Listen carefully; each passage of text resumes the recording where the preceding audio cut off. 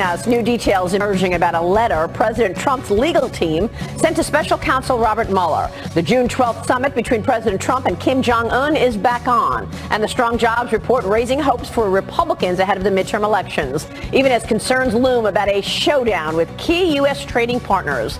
Good morning. I'm Maria Bartiromo. Thanks so much for joining us this morning. This is Sunday Morning Futures. The White House sparks an international backlash by slapping tariffs on the EU, Canada, and Mexico, as another round of trade talks between the U.S. and China end with a warning from Beijing.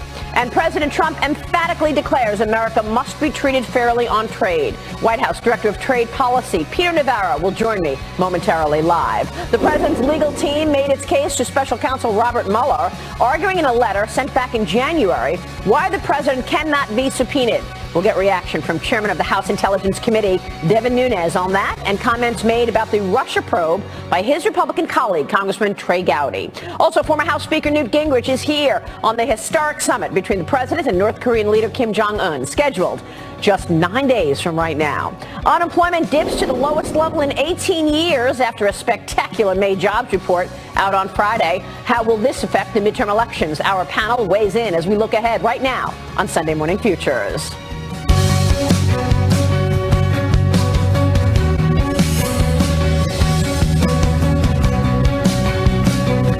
New reaction this morning regarding President Trump's decision to implement tariffs targeting some of our closest allies. The decision not sitting well with members of the G7 summit, who issued a joint statement strongly condemning the measures. Meanwhile, there is talk of retaliation from the European Union, from Canada, and Mexico. President Trump is defending the move despite the global backlash. He tweeted yesterday, "Unfair trade practices can no longer be tolerated, and the U.S. must be treated fairly going forward." I'm joined right now by a member of his administration. Peter Navarro is the White House Director of Trade Policy. Peter, it's good to see you this morning. Thanks so much for joining us. Good morning, Maria. So what's your reaction to what we've heard this morning and this weekend from Canada, France, Germany, the UK, Italy, and Japan, who all collectively issued a joint statement excluding the U.S., conveying their unanimous concern and disappointment on these tariffs? Are you expecting dollar-for-dollar retaliation? I'm not worried about reaction. What we have here is President Donald J. Trump taking an action that he promised on the campaign trail back in June of 2016 to defend our aluminum and steel industries from going out of business and extinction. As the president has said, we need aluminum and steel industries if we're going to have a country. And the problem we have, Maria, is that we got 20 countries, including all of those countries you mentioned, flooding our markets with steel, putting 50,000 steel workers out of business in the last decade. We have 15 countries flooding our markets with aluminum, driving that industry to near distinction. And all the president is doing is defending this country's national security, sovereignty, and economic security from the flood of imports. What we expect is our allies, friends, partners to understand two things. One, that we have the right to do that in the interest of national security. And two, they need to look in the mirror at their own unfair trade practices. For example, Europe. If we try to sell a car over there, Europe charges us a high VAT tax and a 10% tariff. They want to sell it here, we give them a 2.5% tariff. That's not fair. Canada just kicks us on lumber and puts people out of work in Maine. They kick us on dairy, puts people out of work in Wisconsin. So these are our friends, they're our allies, we engage strategically with them. But at the end of the day, this is a trade dispute, and the president is going to defend this country. He stands for American workers, and he's standing up for them now. Those American workers are also wondering why they're seeing joblessness, why they're seeing an impact to the very states that voted for Donald Trump for this last election. Are you worried that the very areas that this president is targeting, aluminum and steel, are going to be the states that actually see higher prices and perhaps job losses? So, in light of Friday's jobs report, which the New York Times apparently ran out of superlatives describing, it's the height of spin to suggest there could be any unemployment. Look, there's been 7 times, 7 times since 1970, since the unemployment rate has been reported under 4%. And the last 2 quarters was for this presidency. We have a disproportionate amount of the new jobs being created in manufacturing. We have investment off the charts. This economy is so strong that nobody should be worried about any of this spin that anybody's saying. This is a story that's truly remarkable. And Donald J. Trump has brought in tax cuts, deregulation, and trade policies that are working for the American working people. And guess what? On Friday, they opened a $1.5 billion groundbreaking aluminum rolling mill in Ashland, Kentucky. Why is that important? It's the heart of Appalachia, and Appalachia is the heart of poverty in America. And guess what? The starting salary at that plant is going to be $65,000 in a community where the average median household income is $44,000, well below the national average. No president has fought the war on poverty better than Donald J. Trump. African American employment and Hispanic employment is at record lows. So all this idea about people worried about losing their jobs, not going to happen in the Trump economy. Because we haven't seen the impact of these tariffs yet. That's precisely why I bring up this point. I mean, I recognize what the president and the administration has done in terms of triggering economic growth, animal spirits once again. The Atlanta Federal Reserve just said that we're looking at 4.7% growth for the second quarter. So things are good. But the point is once you actually see these higher tariffs and these countries, our allies, by the way, fight back and raise their tariffs, that's only going to increase prices. Is it not? It's going to force producers to actually increase their prices and ultimately fall on the consumer. So how much of a threat are these taxes going to have in terms of cutting into economic growth and the very strong growth that we've seen? So I guess my point here would be that we've already seen the impacts of the tariffs. Remember, we imposed tariffs on solar panels and dishwashers many months ago. Donald J. Trump had the courage and vision to do that. We haven't seen any of these dire consequences you mentioned. All we've seen is additional new investment in 2 industries which are critical in terms of creating well-paying jobs for working men and women.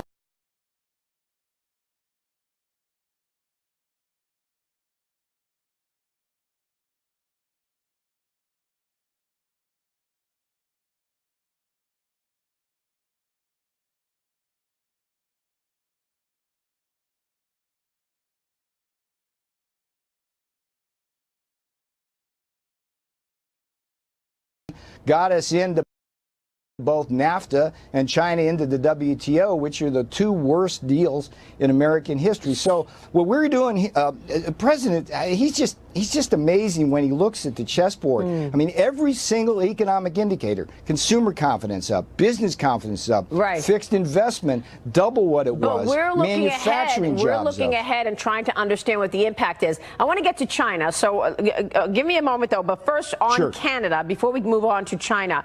Canada has already said, Justin Trudeau came out and said, we are going to match dollar for dollar. Is this more about NAFTA, or is this the same issue as the other countries? Because you're making a national security issue here. Where's the national security with Canada? So the national security issue is not about Canada or China or Turkey or any other country that sends us aluminum or steel.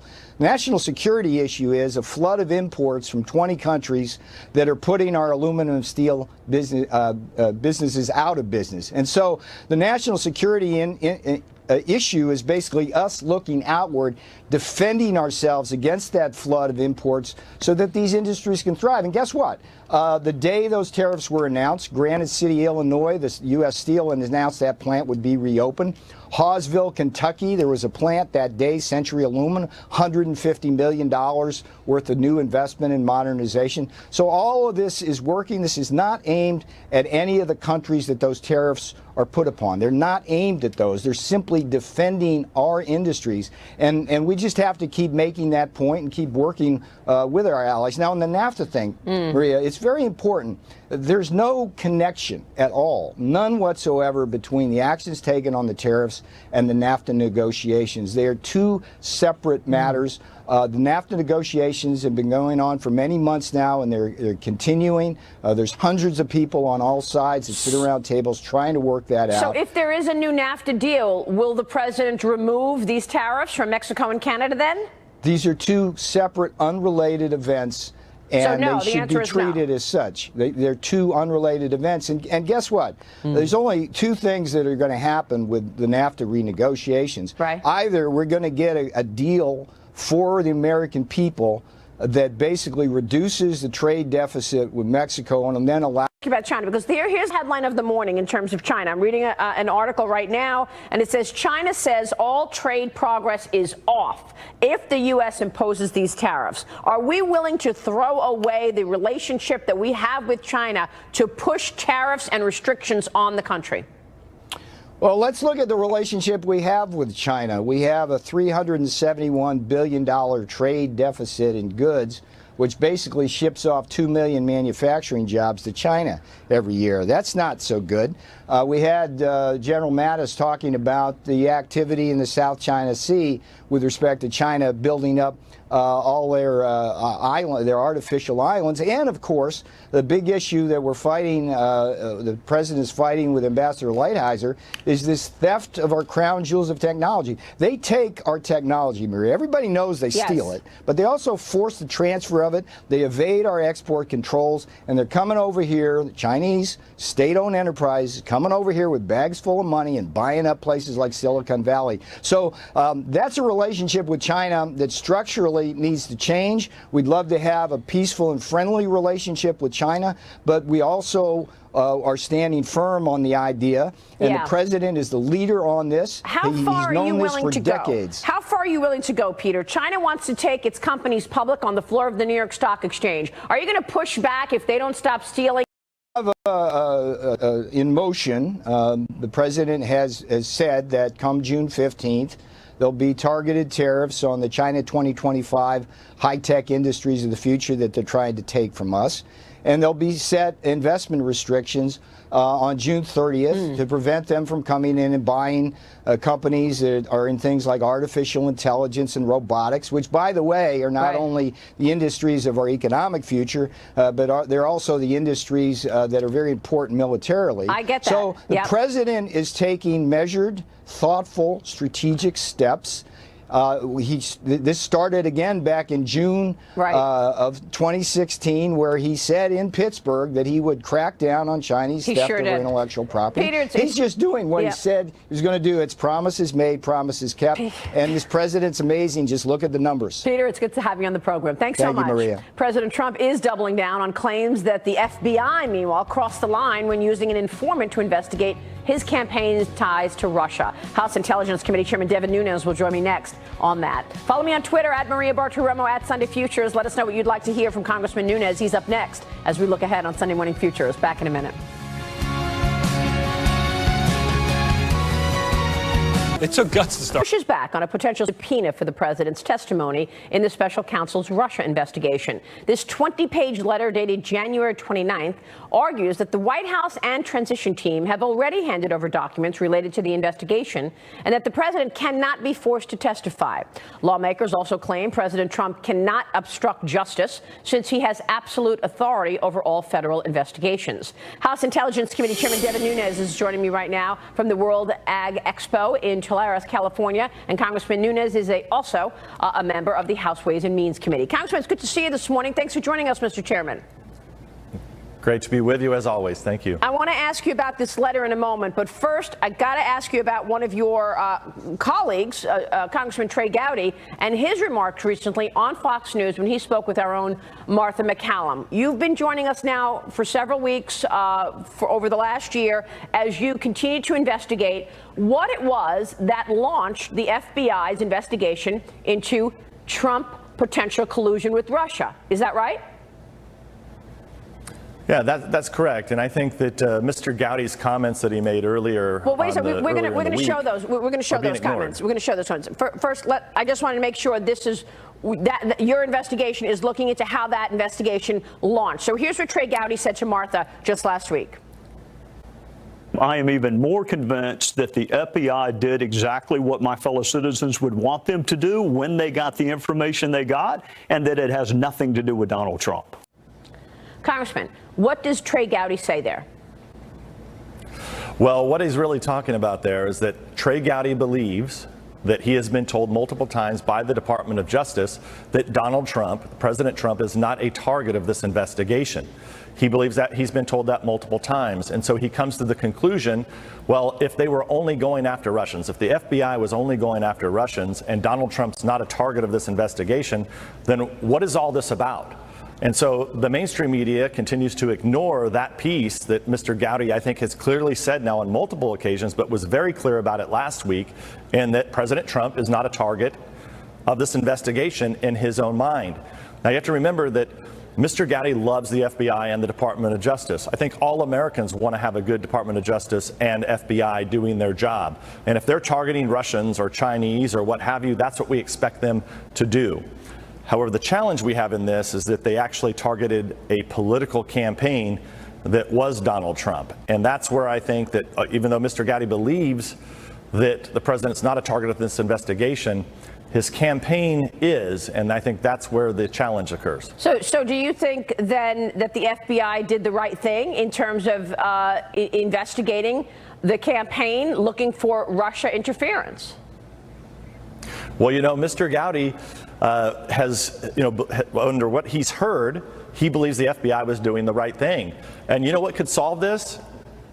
For a year, we've been waiting, almost a year now, we've been waiting for documents from the Deputy Attorney General. So Deputy Attorney General Rosenstein could provide all the documents, all the information that we need this week, and we could write a report. We could write a letter by Friday that says, hey, it looks like the FBI, it looks like the FBI did everything right. We could finish this by Friday. I want to ask you about this. Stay with us. In an era of online retail where everything is... Committee Chairman Devin Nunes. And Mr. Chairman, you were just saying a moment ago that we could clear all of this up this week if you were to review the documents. Are you telling us you have yet to see the documents that you've requested from the Department of Justice, which gives you a timeline into how this investigation into the Trump campaign started? That is correct. So last August, we issued a subpoena. We should have been provided all of this information that we've been asking for over and over and over again. We issued a new subpoena, and so now we've been waiting. We've attended 2 briefings. They were very small briefings, not a lot of information, but we were happy it was progress. We believe that there are some documents, information that we will review this week. What I would say is if you don't have anything to hide, the Deputy Attorney General knows that Mr. Gowdy would love to exonerate the Department of Justice and the FBI. So just provide us all the documents, everything that we're asking for. Let us comb all the way through it, and we'll issue a letter on Friday, and we'll be done with this. And we'll be able to say, look, the Department of Justice and FBI did nothing wrong. There was no FISA abuse that occurred here. There was no issue of opening a counterintelligence investigation into a campaign. There was no issue with looking at how that investigation was opened. If there was any Five Eyes intelligence that was actually used to open this investigation, we'd like to see it because we have yet to see it. Those are all outstanding questions, not to mention the questionable timeline of the briefings that we have had, where we know that the counterintelligence investigation was opened in late July. Well, that's fine. So if that's all the information you have, then why are there these other strange activities leading up to late July, particularly in the spring? I was trying to understand this because you broke the news on this program more than a month ago that you've looked for reasons and catalysts to understand how an investigation was opened and launched into the Trump campaign. And you said to us, based on the Five Eyes intelligence of all of our partners across the world, that there was no intelligence that you could find that was launched that investigation. And yet here you have your colleague, Trey Gowdy, saying the FBI did the right thing. So I'm trying to understand where the disconnect is. Well, I think on what Trey Gowdy's saying, and we got to be very careful because the media's tried to make a bigger deal about this than what it is. What Trey Gowdy's specifically talking about is this small slice of the investigation that we're looking at as it relates to, whether or not an informant or informants were used. That's what he's referring to when he talks about that the president's not a target of this investigation. I believe that Mr. Gowdy knows very well, and he's been instrumental in helping us get to the bottom.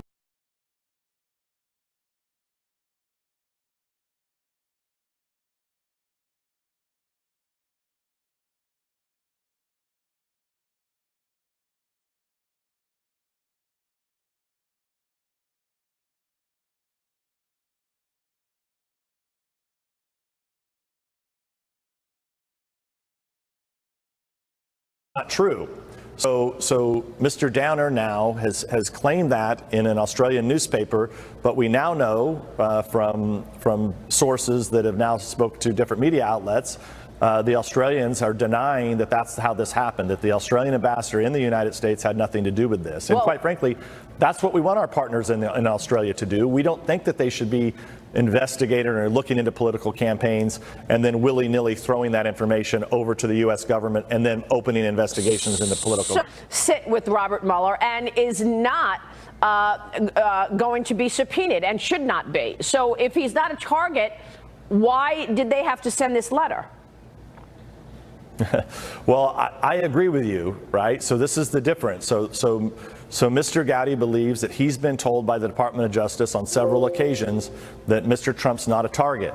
But what I keep going back to is that, well, wait a second. We know from Mr. Comey, he said that the Trump campaign was the reason that they opened up the counterintelligence investigation. So they did open up an investigation in the Trump campaign. And so, look, maybe I'm not a lawyer. Maybe there's a legal definition as to why he's not part of this. However, I don't think that's the case here. I mean, I just think that it's impossible to believe in normal America, if you open up into the Trump campaign, you absolutely are opening up into Donald Trump himself. That's my opinion. Mr. Gowdy doesn't think so. He's a lawyer. He's worked with DOJ. I don't know who's right, but it's one of the things that we have to get to the bottom of. You are investigating the State Department right now to try and understand how the information has flowed, ultimately getting to the FBI to launch this investigation. What can you tell us about your investigation into the State Department? Well, that was the new information I was referring to just a little bit ago, is that the New York Times had reported that Mr. Downer, the Australian High Commissioner, had brought this information through official channels, through Five Eyes Intelligence. That didn't happen. We have people in the State Department who say that they were involved. So people in the U.S. State Department have admitted they were involved. So now we're trying to figure out, well, who at the State Department was involved? Did Mr. Downer take this information to the State Department? Is that what happened? And did the State Department then take that to the FBI? Because somehow all the normal procedures and processes were short-circuited in this investigation. And why is this important? It's important because they opened up an investigation into a political campaign, Maria. A political campaign. We're not talking about terrorism. We're not talking about something criminal. They used our intelligence services by opening up a counterintelligence investigation. They did not have to convene a grand jury. None of that had to happen here, which is why it really falls on the House of Representatives. It falls on the Intelligence Committee. And this is why people should be nervous. There's very few people in this country who can actually get to the bottom of what happened here. I prefer not to have to be doing this. There's a lot of important work that we could be doing, but the American people are counting on Congress to get to the bottom of this. We're the only ones with the classification, with the clearances that matter to get to the bottom of the situation. And so even though we don't want to be doing it, we're the ones that have to do it, because if we don't, who will? And I just don't think members, if they're being honest, all the members of my committee don't believe that the counterintelligence capabilities should be used to target a political party. None of my members on the Republican side. Congressman, we're going to take a short break, but I've got to ask you about the Google story where in the search results it says Nazism as an ideology for the Republicans. You as a California congressman, we'll be right back with that. Stay with us. Devin Nunes. Mr. Chairman, you've got the primary in California next week, and you've also got an IG report forthcoming. What are you expecting from the Inspector General's report with regards to the email investigation of Hillary Clinton? Well, we're a little disappointed in that this has been delayed another week. And my experience with this is a lot of time the lawyers get a hold of it and they start to water down the report. So we were supposed to receive it this week. Now it's been pushed to next week. I know there are some interviews with FBI officials on this week. These are also officials that we're very interested in because a lot of the Clinton email investigation team are the same people that are involved with the scandals that we're interviewing and we're investigating. And you've got the primary in California on Tuesday. Right before that primary, you being a California congressman, I want to get your take on this because basically as an ideology of the California Republican Party, less than a week before the primary, Nazism shows up in the search results from Google. Google displayed the information in the knowledge panel next to search results, which listed Nazism alongside fiscal conservatism, market liberalism, and ideologies of the state GOP. Your reaction, sir? Yeah, so we're on the front lines out here in California. I always say this, you know, I'm used to getting attacked. I enjoy getting attacked by these crazy leftists. But I think what the American people need to understand is that there is bias against conservatives and Republicans all across this country. And now as you see things, it's always been there with newspapers and television, but now as you see it getting into the internet, you know, it's one of the challenges we have with millennials. So if somebody types in Republican and up comes Nazi, well, nobody wants to be affiliated with Nazis. So this is one of the challenges we're having with millennials. I just looked on Twitter. The Drudge Report is being censored today. So for the last 3 or 4 days, I haven't been able to get on the Drudge Report because it's being censored on Twitter. So this censorship of conservatives and Republicans and conservative values continues in this country. And here in California, we're on the front lines. I just hope that at some point people realize there's a reason why California is not doing as well as the rest of the country. But what are you California is a great state. Are we going to see new legislation to try to stop social media from censoring conservative ideas then? Well, the best thing would be is for there to be a new search engine that actually doesn't censor conservatives. I think there's a free market solution here if somebody can compete with Google. If they can't, then ultimately we're looking at monopolies, and then that brings in a whole other set of circumstances. Are these companies, Facebook, Twitter, Google, Apple, etc., are they monopolies? And should they be reined in? I would hope we don't have to go there. I would hope that they just don't get involved in politics and don't censor conservatives and Republicans. But if they continue to do it, then we have to move, obviously, to hearings on these issues. Congressman, it's good to see you this morning. Thanks so much. Thank you, Maria. We'll see you soon. Congressman Devin Nunes joining me right now is former House Speaker Newt Gingrich. He is a Fox News contributor and author of the new book, Trump's America, which is out on Tuesday. Congratulations, Mr. Speaker. It's always a pleasure to see you. It's good to be with you. Thank you so much for joining us. Your thoughts on this Google search? You search well, 2 things. California Republicans. First of all, I think that Google has an obligation to have some system of fixing things like this and being able to do it within a couple of hours. And I do think they run a risk that they're going to start getting hearings if in fact, this is used as an engine of left-wing propaganda. People are going to demand, I think, real reform. Let me also say, and Devin Nunes has been very courageous, but let me also say about California, I think John Cox is going to be in the runoff for governor. I think that makes an enormous difference in California, both because the truth is Lieutenant Governor Gavin Newsom's not running that well. Californians increasingly, I think 65% of them now believe the cost of living is too high. The Democrats passed a huge gas tax increase, and I think that John Cox has a real shot at changing politics in California. Well, what about the midterm? So that's your take on Tuesday's primary. But, there's been a lot of conversation that there's going to be this blue wave, that the Democrats are going to continue to get more seats. And you heard Nancy Pelosi say, I will be the next speaker. And when I am the next speaker, I will reform taxes. In other words, raise taxes and do away with the president's tax cut plan. Well, and her deputy said flatly he would raise taxes. It reminded me of Walter Mondale in 1984 saying, I promise you I will raise your taxes. That's not a very good selling line right before the midterm. Well, and I think for everybody in America who thinks that the cost of living is too low, the Democrats are a great party for them because they will raise taxes, as they have in California with this huge gas tax increase. I actually believe we are closer to a red wave than a blue wave. Now, if you went back to December, frankly, I was concerned. The huge generic gap. We had not yet passed the tax cuts. Things didn't feel right. People were upset that they'd had a year and things hadn't been accomplished.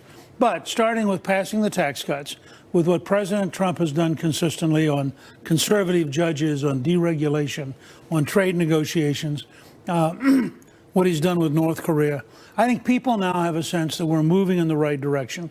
And as a result, for example, in the Senate, I can't imagine, I don't know of anybody who's a serious student who believes the Democrats have any hope of winning the Senate.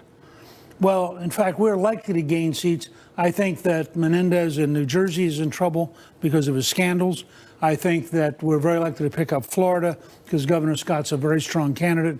Then you add in the other Trump states, starting with West Virginia, North Dakota, Indiana, Missouri. We're likely to end up being somewhere between +2 and +6 in the Senate. Well, how can you talk about a blue wave if we're gaining votes? I think what happened yesterday in Minnesota, where the Democrats went crazy and all of their establishment candidates were defeated in the state convention by hard left people. I think Tim Pawlenty is going to come back and be governor again. We may actually gain governor seats this year. Again, how can you talk about it? The House becomes the issue, and there I think it's very simple. If we go out and communicate the economic growth issue and communicate we want to make your life better, that means more jobs, more take-home pay, lowest African-American unemployment in history. I think we have a chance to do surprisingly well in the House, maybe become the third time in a century that a presidential party actually gains seats in an off-year election. So I would predict today we're closer to a red wave than a blue wave in terms of the fall campaign. I want to ask you about North Korea. Let's take a break because it seems now this summit between the president and Kim Jong-un is on. It is now 9 days away. More Newt Gingrich right after this short break. Stay with us. Kim Jong-un. I'm trying to understand the motivation on Kim Jong-un's part. Why would he go to the table? Well, is he really going to denuclearize? Let me say, first of all, until they actually walk in the room that day, don't assume it'll happen. I could imagine at breakfast that morning the whole thing blowing up. I mean, this is what's happened is the president, through tremendous pressure, and Mnuchin at Treasury has done a great job of really helping tighten down on the sanctions. And the result is that the North Korean economy is in real trouble, to such a degree that I think that Kim Jong-un reached a conclusion that he was in danger of having the whole regime implode economically. On the other hand, his father and his grandfather and he have spent 3 generations, enormous privation, huge slave labor camps, tremendous amount of pain, building nuclear weapons and missiles. So the question becomes for him, can I cut a deal which enables me to survive? Or if I sell out everything we've been trying to do I get deposed by all these people who spent their lifetime doing it? And if I don't do it, do I end up with my economy collapsing totally? So he's afraid. So I think he's coming in out of fear.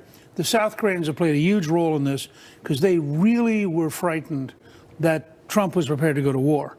And war would be a disaster for South Korea because so much of North Korea's artillery is within reach of Seoul, artillery and missiles. So the question becomes, for Trump, can he find, and he's got very smart people around him. I mean, Secretary of State Pompeo, Secretary of Defense Mattis, Chief of Staff Kelly, National Security Advisor Bolton. These are all smart guys. Right. Can they find a formula to get the first 2 or 3 real steps? You know, you let in the American inspectors, you get 3 McDonald's.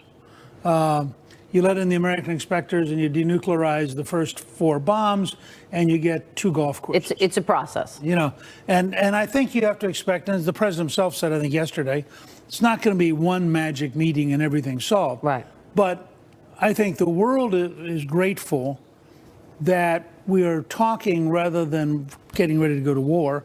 And I think that the president wants it to work if he possibly can. Yep. All right, we'll be watching that. It's great to see you, Newt. Good to see you. Thank you so much. Former Speaker of the House, Newt Gingrich. We'll be right back with our panel, Mark Penn and former Senator Al D'Amato, right here as we look ahead on Sunday Morning Futures. Back in a moment. The investment world is full of complex defensive, threatening to go to court if special counsel Robert Mueller issues a president subpoena. Giuliani, reacting after a letter from President Trump's legal team to the special counsel, argues against obstruction of justice. The 20-page letter sent in January by attorney Jay Sekulow and then Trump lawyer John Dowd lays out the case on why the president should not sit down with Mueller. Our panel today, former Clinton strategist Mark Penn. He's the managing partner of the Stagwell Group and chairman of the Harris Poll, also author of Microtrend Squared. Also with us is Al D'Amato, former New York senator and Fox News contributor. Good to see you both. Good to be here. Should Donald Trump sit with the special counsel Mueller? I don't believe so. Not unless there are limitations placed in terms of the time, in terms of the questions, so that he and his counsel have an opportunity to review. Well, why? Some people might say, look, if you have nothing to hide, why not just sit with him, Mark? What do you think? Well, 64% in my latest poll of the American public says, hey, I think the president should sit with Mueller. So as we found working with President Clinton, it's hard to say no. The question is, can he limit it? Maybe written questions would be the best solution here. Which is what I think Mark has got a good point. The questions have to be limited so that you can see that the scope is proper, etc. And I would not advise him to sit down unless his attorneys have assurances in terms of time and the scope and the question. Let me move on to the investigation into the FBI and the Department of Justice. We just heard from Devin Nunes. Mark, you've been writing op-eds for The Hill. You're a Democrat. You worked for the Clintons, and yet you've been really neutral and just calling balls and strikes. How do you see things today? Well, I still see that we don't have the answer here. How this got started, why there was an independent counsel, why there are people from the Clinton who represented the Clinton Foundation on Mueller's staff. Well, you know, all of these questions here remain unanswered. And Mueller seems to have runaway power, you know, using stormtrooper tactics almost. I mean, I don't want to go overboard, but to really go after people and their family in the ways that he has for unrelated offenses is really all the kinds of things our Constitution was set up to prevent. Do you think that perhaps the FBI and the DOJ are waiting for the clock to run out, that maybe they feel that the Democrats will win houses in November, and then we will not hear another word about this story? Oh, I do absolutely think there's been really considerable delays. Look, even those page-struck texts didn't come out for 5 months. Lisa Page and Peter Strzok. Mueller didn't reveal them when he was asked to by the House committee to say, why did you fire those people? They kept that under wraps and would never have let the American public know how biased they were it not for the Inspector General. Well, the fact is, thank God for the Inspector General. I agree with you. He's the only one in the Justice Department that is doing justice, now, number one. But he's limited in terms of what he can do. Secondly, I have to tell you, there's an old adage, people don't change their stripes. Right. Mueller has always been a prosecutor's prosecutor. He doesn't care what the facts are, what the law is. If he's determined and he's after somebody, he's determined to get him. You're saying he's after Trump, is what you're saying? Absolutely. What do you think, Mark? Oh, he's absolutely after Trump. There's no question about that. Look, You don't think he's just following the facts where the facts lead him? What facts? I mean, well, he's had guilty pleas. He's had indictments. He's got indictments on unrelated charges. The only one that's even conceivably related to the Russians, and that was a show indictment. And lo and behold, they showed up and said, okay, fine, where's your evidence? I mean, these really have been tactics to pressure people to, as other people say, compose. They haven't been to the subject matter of a Trump-Russia collusion, and I think he's even farther distant from any kind of obstruction of justice charge because it doesn't appear that the president did anything but fire the FBI director. Well, he could have whatever FBI director he wants, right? I mean, he's the new president. Well, look, I think that memo was pretty strong. I don't think there isn't any circumstance under which he couldn't obstruct justice if he took a bribe or something. Yeah. But if he just decided that the FBI director was unfair and had messed up these investigations, it seems to me he's totally justified in firing him. He has a total right to fire him. I agree with Mark. Right. All right. We will leave it there. It's great to see you both, gentlemen. Thank you so much, Senator D'Amato, Mark Penn. Always a pleasure. That'll do it for us on Sunday Morning Futures. Thanks so much. I will see you next week on Mornings with Maria from 6 to 9 a.m. Eastern on the Fox Business Network. Stay with Fox News. Media Buzz is up next after this short break. It's easy to think